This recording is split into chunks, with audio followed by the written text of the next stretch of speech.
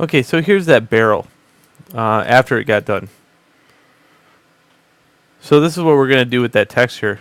We're going to go out to the hard drive, find out where it lives.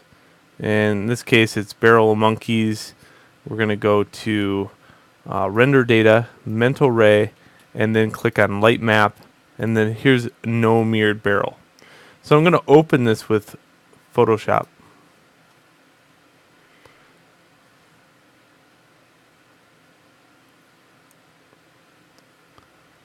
And notice I still have this set up where I still have my old textures. If you don't have this open, no big deal. Just open up the textures within that folder. You should have probably a pretty good example already, since you actually had to do the barrel. So you would open up your barrel.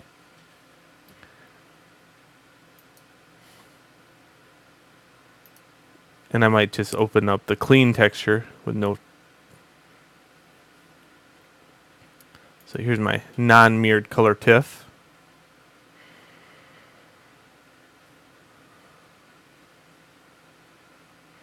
And what I'm going to do is add barrel no mirror, and I'm going to duplicate this layer over to barrel non-mirror color. So now I have this on top of this. And here's what I'm going to say. It's very important to match your resolution. In this case, I wanted to do something very quick for the video, but you would have to match, 24. So in this case, it should line up fine, but I'm saying, definitely choose that. You'll get a better resolution out of it.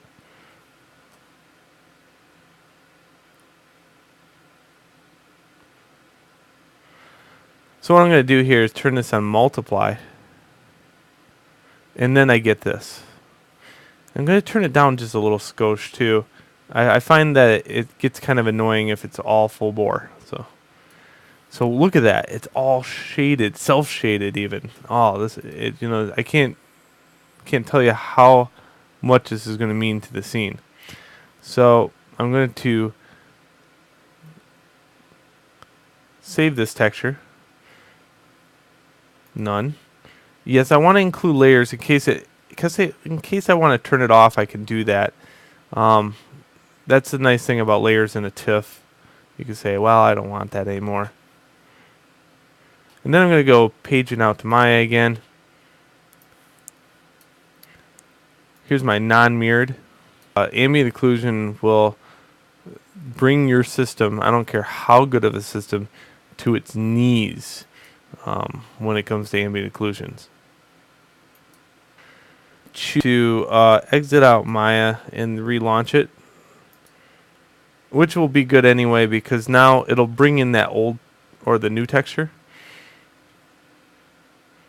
And in Photoshop, I'm just going to do a close all to utilize some memory here. I'm suffering some memory fartedness, some computer mishaps. It's probably because I got a lot of stuff going on at once here.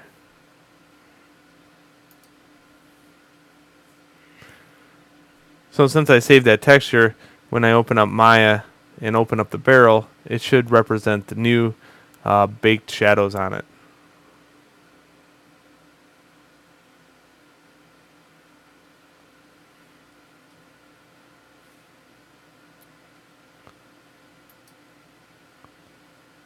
I'll open that scene.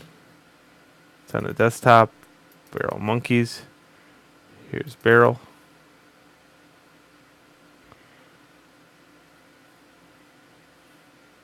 Minimize this.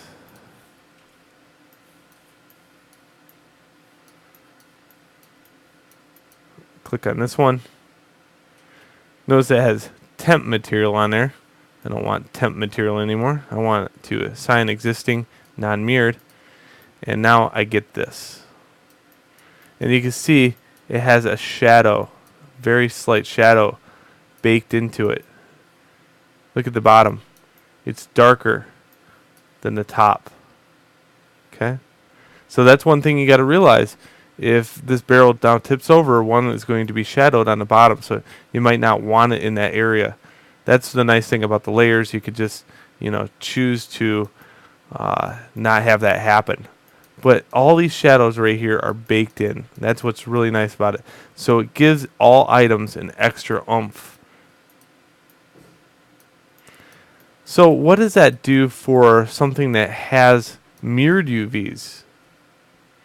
Well, what'll happen, it won't calculate correctly, if it calculates at all. So what I'm going to do is the same procedure that I did before. I'm going to assign an existing temp material to it, and then go in and just kind of show you what happens. So I'll set it all up just like I did before. Instead of light and color, it's going to be ambient occlusion. This is going to be barrel mirror. I want the map to be like 1024 by 1024 just to speed things along. And I'm going to bake it to one map. Again, I'm going to save this scene. So I'll meet you in the next video where we'll kind of look at it and see what happens.